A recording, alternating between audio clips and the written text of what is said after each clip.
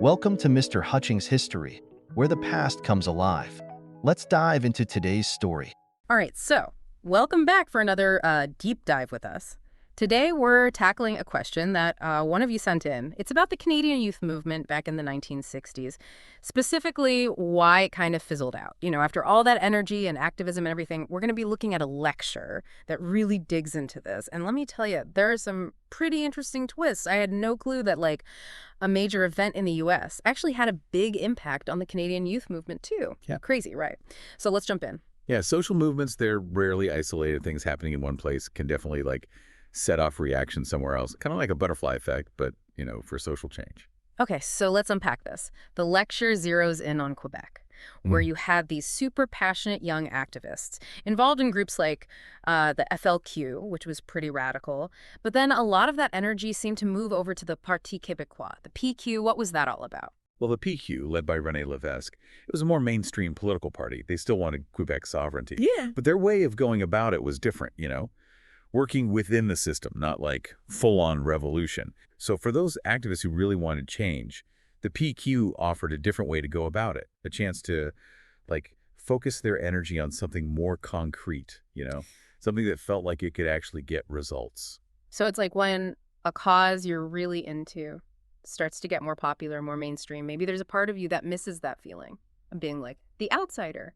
But then there's also that hope that things might actually change now. Exactly. And the PQ's win in the 76 Quebec elections, they became like the voice of nationalism. It shows how powerful that shift can be. It's a classic example of how institutions, right, can kind of absorb that energy of a grassroots movement, giving them structure, a platform, to actually make things happen.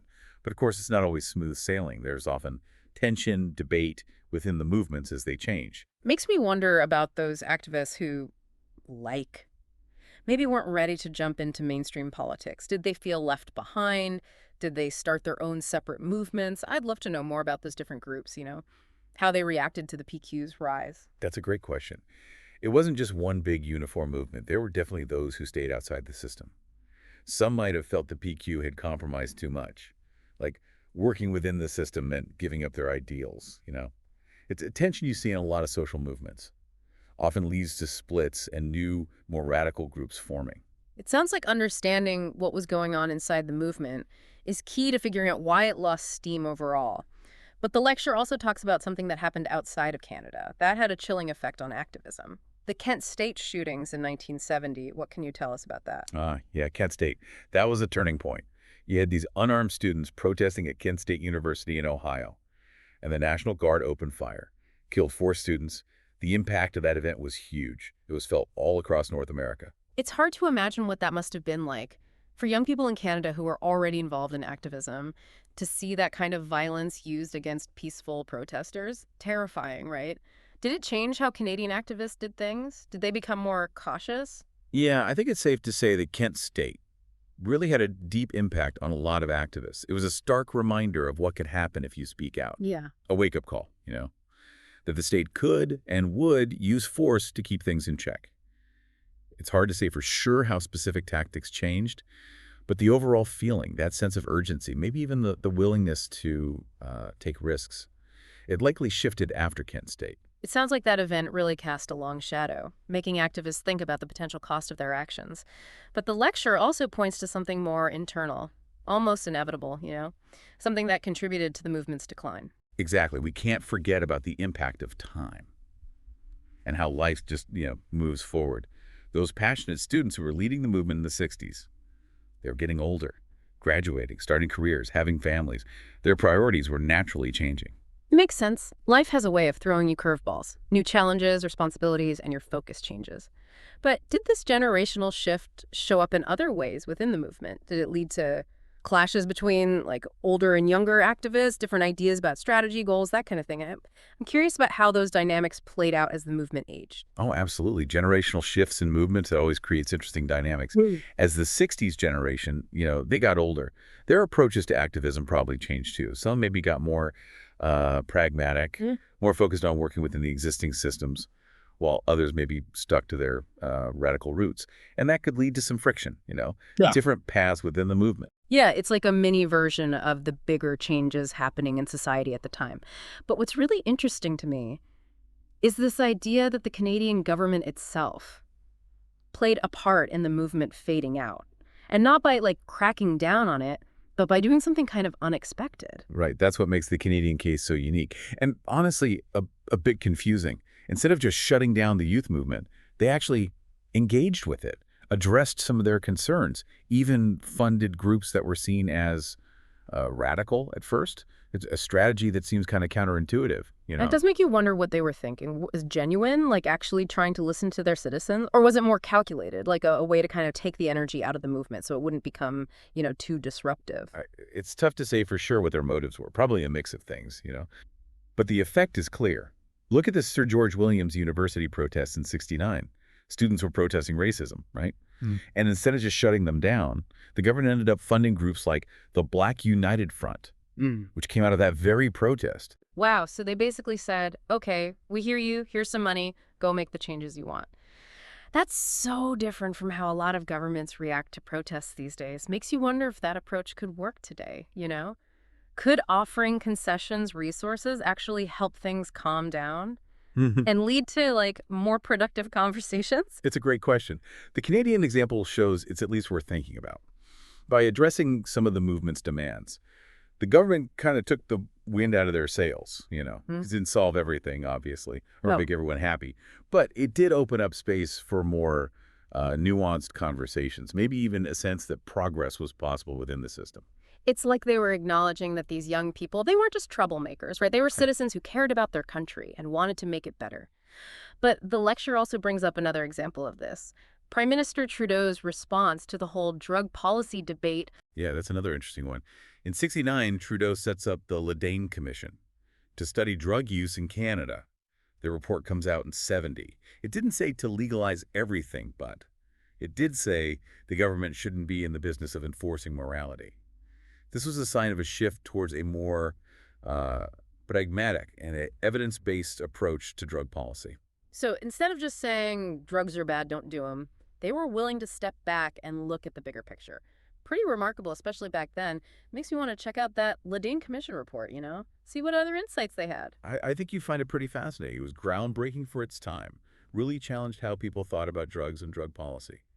But what's important for our conversation is the fact that Trudeau even commissioned this report. It says something about his approach to dissent, He didn't shy away from tough topics. He engaged with them. It's like he understood that ignoring a problem doesn't make it go away. Sometimes you got to lean into the uncomfortable stuff, have those difficult conversations. But even with these, let's say, progressive responses from the government, the youth movement still eventually lost momentum. Was it just a case of them achieving their goals and, like, naturally disbanding, or were there other things going on? It's rarely that simple. Social movements, they're complicated. And when they decline, it's usually a bunch of factors all mixed together. We've talked about the internal stuff, the generational shifts, the impact of things like Kent State, and the government's unique response. But I think it's also important to remember that decline doesn't always mean failure. That's a great point. It's easy to focus on the fact that the protests stopped, the marches ended, but that doesn't mean the movement had zero impact. I'd love to hear more about the legacy of the Canadian youth movement and how we can see its influence even today. Yeah. It's a tough question, no easy answers. But looking at what happened in Canada, we might learn something, right? They chose to engage with the movement, to compromise, rather than just trying to shut it down, addressing those concerns, giving money to groups that were seen as radical, even taking steps to, liberalize some policies.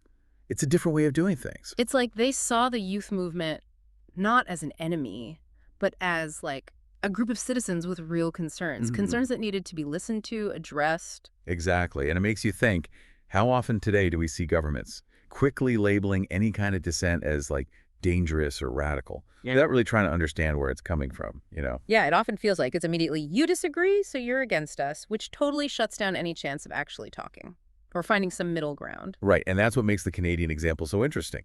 By engaging with the movement, they were able to kind of steer that energy in a more productive direction, like the PQ becoming a major political force. Yeah. Instead of staying on the fringes, those activists were able to get into the system and try to make change from within. It makes you wonder, could this approach, this willingness to listen, to compromise, could it actually be more effective in the long run? It's a really interesting thought, and it kind of lines up with how a lot of experts on conflict resolution approach these complicated social issues. It's about making space for dialogue, recognizing that different viewpoints are valid and finding ways to move forward together, even if it means both sides got to give a little lay. Seems like a more sustainable approach, one that encourages working together instead of fighting. But of course, things weren't perfect in Canada. Were there any, unintended consequences to this approach? Did it create new problems, lead to unexpected outcomes? That's a good point. Any approach to social change is going to have its limits, right? Its potential downsides. For example, some people argue that by engaging with the movement, the government kind of gave legitimacy to certain views that might have otherwise stayed on the fringes. Others say that the concessions weren't enough, that they just delayed more radical change from happening. Right. It reminds us that there's no easy fix, no one solution that's going to solve everything perfectly. But what the Canadian experience does give us is a really valuable case study, a different way of looking at how dissent works and the role that government plays in shaping that. Absolutely. And by studying the past, right? By understanding how different societies have dealt with these things, we can give ourselves more tools, more perspectives as we try to navigate the world today. So what's the takeaway from our deep dive into the Canadian youth movement? What can we learn about social change today? I think one of the big things is the power of dialogue. It might sound kind of basic, maybe even naive, especially when we're dealing with really deep conflicts, differences that seem impossible to overcome. But what happened in Canada shows us that. Making space for real conversation, for listening and understanding, can be a really powerful way to create change. It's a good reminder that even when things are really heated, when there's a lot of disagreement and upheaval, there's always a chance to find common ground, to build bridges instead of walls, Exactly. And while the Canadian approach might not work everywhere, it does show us that there are other options besides just shutting down dissent. There are ways to engage with it in a positive way, to channel that energy into something that benefits everyone. That's a really inspiring thought, and something I think we all need to think about as we deal with the challenges we're facing today. Well, that wraps up our deep dive into the Canadian youth movement and the impact it's had. We've covered a lot, from the movement itself, too. How societies deal with dissent, and what we can learn from history. It's been a great conversation, and I hope it encourages you to keep exploring, to dig deeper into the history of these movements, and to think about how those stories from the past can help us understand the present, and maybe even inspire us to create a better future. As always, thanks for joining us on this deep dive. Keep asking questions, keep learning, keep those conversations going. We'll see you next time for another deep dive into a topic you're curious about.